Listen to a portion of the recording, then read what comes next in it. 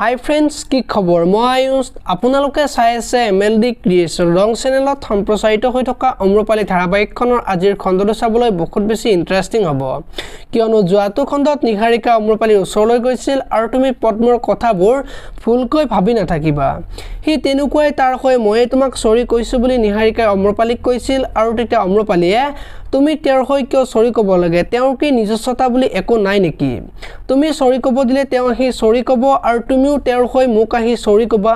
কি এইবিলাক নিজৰ সংসাৰৰ সিদ্ধান্ত যদি নিজে ল'ব নোৱাৰে তেতিয়াহ'লে সংসাৰ কৰিবই নালাগিছিল। আনৰ সহায় লৈতো নিজৰ সংসাৰ চলাব নোৱাৰি, বুজাই দিবা তেওঁক বুলি কোৱা দেখিবলৈ পাইছিল। আৰু আজিৰ খণ্ডটোত পদ্মৰ ওচৰলৈ দাদাক যাব আৰু তই অম্ৰপালিক ভালকৈ সকলোবোৰ কথা নকোৱা কিয়? কিজানি ভালকৈ ক'লে তাইৰ সিদ্ধান্তটো সলনি কৰি পেলাই বুলি পদ্মক কৈ থাকিব আৰু তেতিয়া পদ্মই এবাৰ মনত যেতিয়া সন্দেহ সোমাইছে সেই সন্দেহটো কেতিয়াও আঁতৰাব নোৱাৰি বুলি দাদাকৰ আগত কৈ থকা দেখিবলৈ পাব।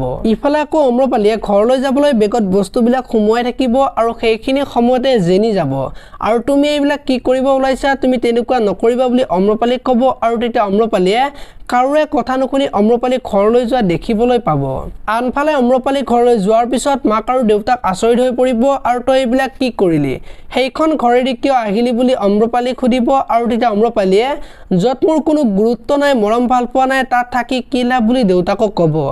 আৰু তেতিয়া দেউতাকে ভাবিছিলোঁ বিয়াৰ পিছত তই সলনি হবি, তোৰ জীৱনলৈ আমাৰ জীৱনলৈ শান্তি ঘূৰি আহিব, কিন্তু একোৱেই নহ'ল বুলি কোৱা দেখিবলৈ পাব। এতিয়া বাৰু অম্ৰপালিয়ে কি ক'ব দেখিবলৈ পাব আজিৰ খণ্ডটোত।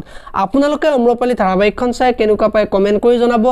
যদি আপোনালোকে এতিয়ালৈকে ভিডিঅ'টো লাইক কৰা নাই লাইক এটা কৰি দিব আৰু যদি চেনেলটো প্ৰথমবাৰৰ বাবে চাই আছে তেতিয়াহ'লে চেনেলটো ছাবস্ক্ৰাইব কৰি ভিডিঅ'টোত এটা লাইক কৰি দিব।